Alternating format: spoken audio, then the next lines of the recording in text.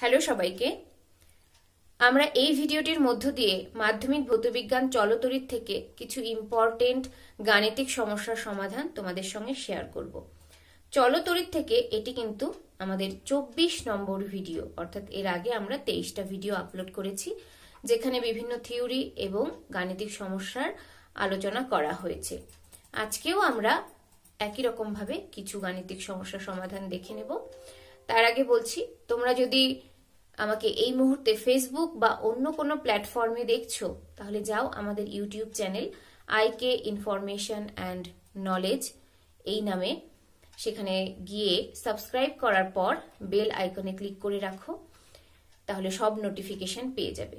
এবং যদি তোমরা ইউটিউবেই দেখছো, তাহলে সাবস্ক্রাইব করার পর বেল নোটিফিকেশন ক্লিক করে অল সিলেক্ট করে রাখবে, তাহলে প্রত্যেকটা নোটিফিকেশন তোমরা সময় মতো পেয়ে যাবে। কখন কোন ভিডিওটা আপলোড করা হলো তোমাদের কাছে ইনফরমেশন বা নোটিফিকেশন কিন্তু চলে যাবে। তাহলে চলে যাচ্ছি আজকের গাণিতিক সমস্যা সমাধান পর্বে। চলতরিৎ থেকে এই 24 নম্বর ভিডিওতে আমরা প্রথমেই যে অঙ্কটা দেখে নেব, অর্থাৎ যে অঙ্কের সমাধান দেখে নেব, সেটি তোমরা দেখতে পাচ্ছ এখানে 5 নম্বর দিয়ে লেখা আছে, দুটি ধাতব তারের দৈর্ঘ্য, ব্যাসার্ধ ও রোধাঙ্ক প্রত্যেকটির অনুপাত 1:2 হলে তার দুটির রোধের অনুপাত কত? অর্থাৎ কি কি দেওয়া আছে, মানে কাদের কাদের অনুপাত দেওয়া আছে, দৈর্ঘ্যের অনুপাত দেওয়া আছে, ব্যাসার্ধের অনুপাত দেওয়া আছে, আর রোধাঙ্ক, এই তিনটের প্রত্যেকটির অনুপাত দেওয়া আছে 1:2।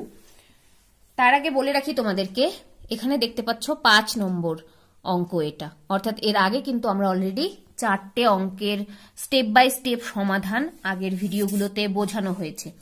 এটি 24 নম্বর ভিডিও, 22 এবং 23 নম্বর ভিডিওতে অনেকগুলো অঙ্ক, অর্থাৎ 4টে অঙ্কের সমাধান তোমাদেরকে বুঝিয়ে দেওয়া হয়েছে। তোমরা এখনো না দেখে থাকলে সেটি সময় করে দেখে নিও। এবার তাহলে শুরু করা যাক এই অঙ্কটির সমাধান। আচ্ছা, তাহলে আমরা কি ধরে নেব? মনে করি প্রথম ও দ্বিতীয় তারের দৈর্ঘ্য, ব্যাসার্ধ, রোধাঙ্ক এগুলো সবকিছু ধরে নিতে হবে। তাহলে লিখব, মনে করি প্রথম ও দ্বিতীয় তারের দৈর্ঘ্য, ব্যাসার্ধ ও রোধাঙ্ক যথাক্রমে,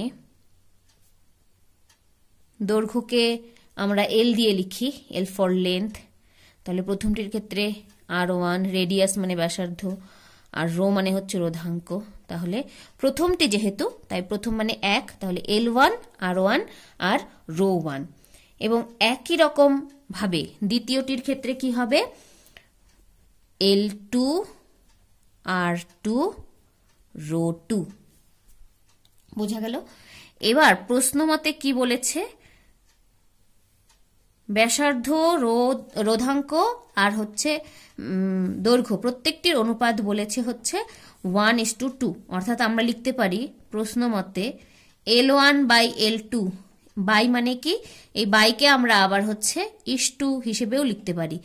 L1:L2 সমান সমান আমরা লিখতে পারি L1/L2। তো প্রশ্ন মতে L1/L2 সমান সমান R1/R2 সমান সমান রো 1/রো 2 সমান সমান 1/2, অর্থাৎ 1:2। এটা দেখো দেওয়া আছে প্রশ্নে যে অনুপাত হচ্ছে 1:2। এবার তার দুটির প্রস্থচ্ছেদের ক্ষেত্রফল ও রোধ যথাক্রমে A1 আর R1। ঠিক আছে, তাহলে তার দুটির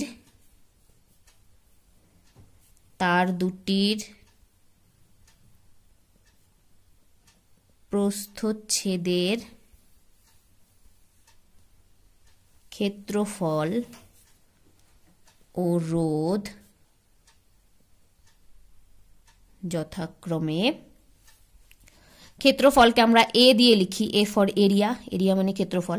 তাহলে প্রথমটির ক্ষেত্রে A1, দ্বিতীয়টির ক্ষেত্রে আমরা ধরবো হচ্ছে A2, এবং প্রথমটির রোধ ধরবো আমরা R1, আর ফর রেজিস্ট্যান্স মানে রোধ, আর দ্বিতীয়টির R2। বোঝা গেল? তাহলে তার দুটির প্রস্থচ্ছেদের ক্ষেত্রফল ও রোধ যথাক্রমে A1 R1 ও A2 R2 হলে আমরা কি লিখতে পারি?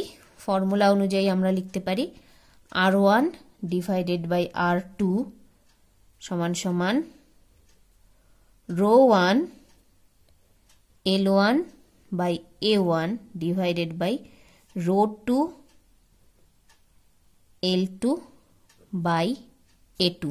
এটা কোথা থেকে লিখলাম? এটা হচ্ছে আমাদের রোধের যে সমীকরণ এবং রোধাঙ্কের সঙ্গে রোধের যে সম্পর্ক, সেখান থেকে আমরা জানি R সমান সমান রো এল বাই এ। ঠিক আছে, যেখানে রো হচ্ছে রোধাঙ্ক, এল হচ্ছে লেন্থ বা দৈর্ঘ্য, এ হচ্ছে এরিয়া বা ক্ষেত্রফল। আর সমান সমান রো এল বাই এ। তাহলে R1 সমান সমান আমরা কি লিখতে পারি? ρ1 L1 by A1, ρ1 L1 by A1, সেটাই লিখলাম। আর R2 সমান সমান একই রকম ভাবে এখানে সব জায়গায় 2 বসিয়ে দাও, তাহলেই পেয়ে যাচ্ছ R2।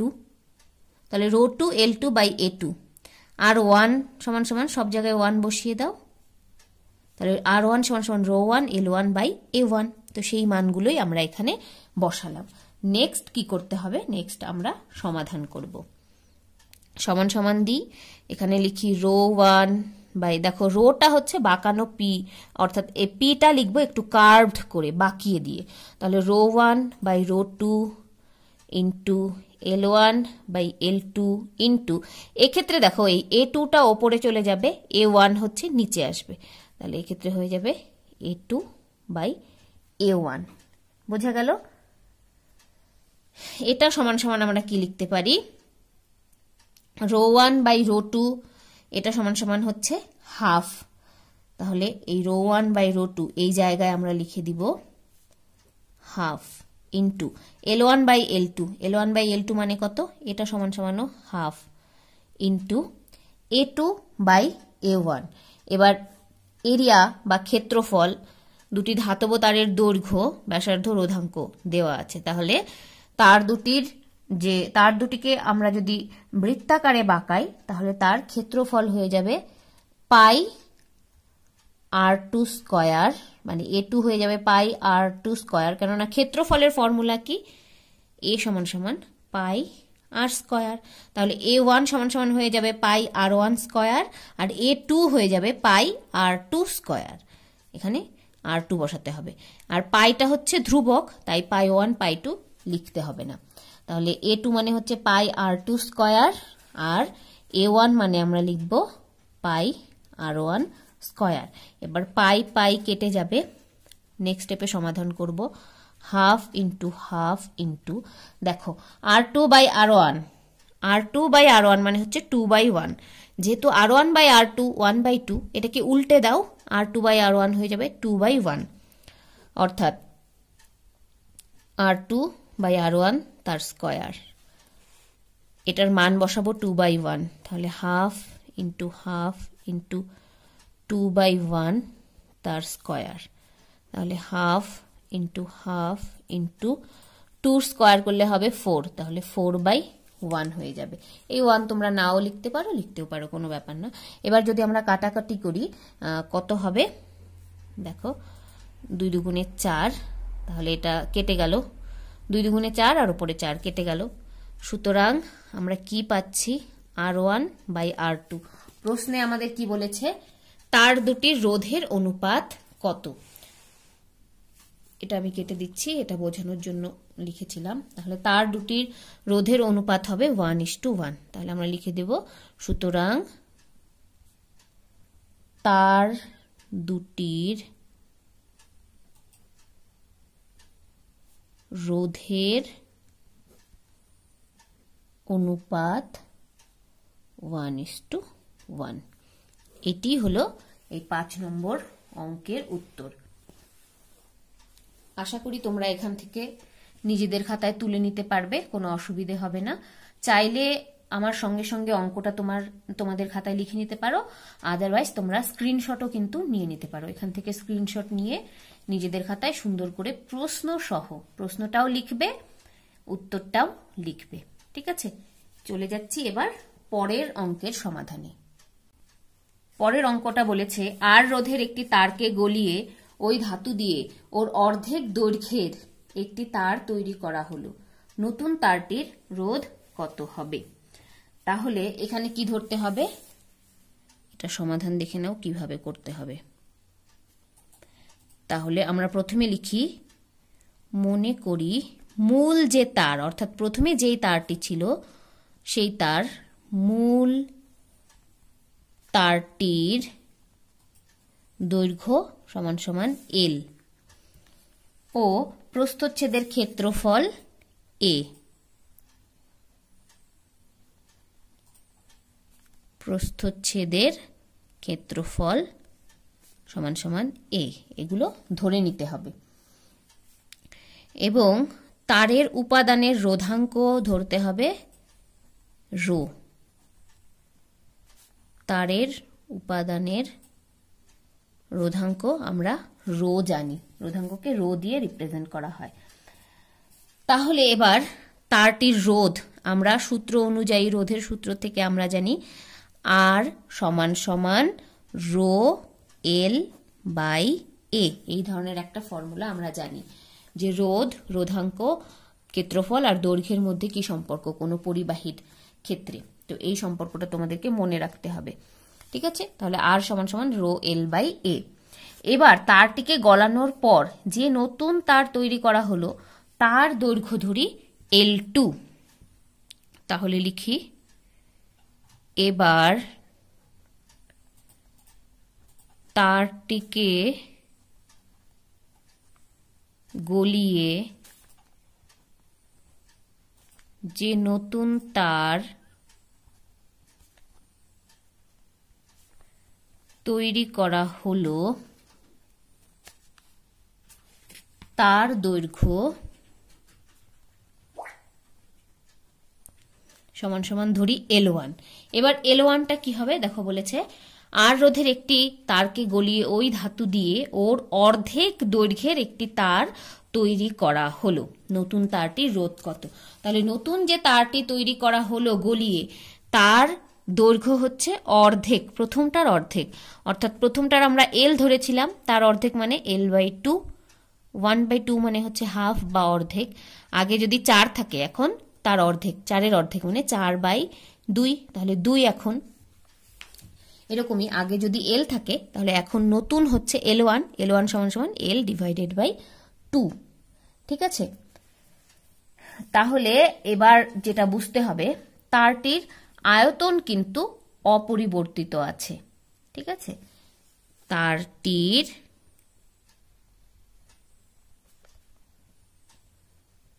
আয়তন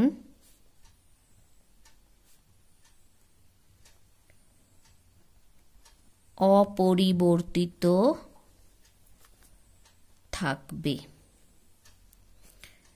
মনে করি নতুন তারের ক্ষেত্রফল,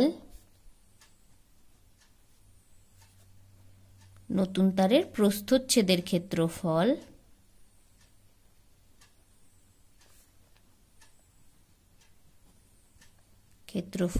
সমান সমান এ, ঠিক আছে?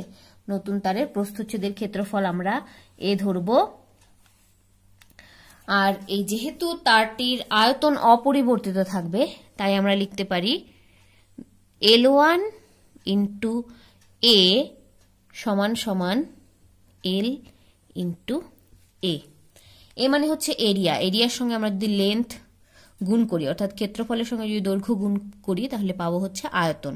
তাহলে প্রথমের যে আয়তন অর্থাৎ LA, তার সঙ্গে নতুন যে আয়তন সেটা সমান হবে, অর্থাৎ L1, এটা মনে করো A1, ঠিক আছে? তাহলে L1 A1 সমান সমান LA হবে, এটা ধরি A1, নতুন তারের প্রস্থচ্ছেদের ক্ষেত্রফল A1, আর প্রথমে ছিল হচ্ছে A, তাহলে L1 A1 সমান সমান LA হবে। এবার দেখো L1 সমান সমান আমরা কি জানি, L/2, তাহলে L1 এর জায়গায় লিখে দিলাম L/2 ইন্টু A1 সমান সমান LA।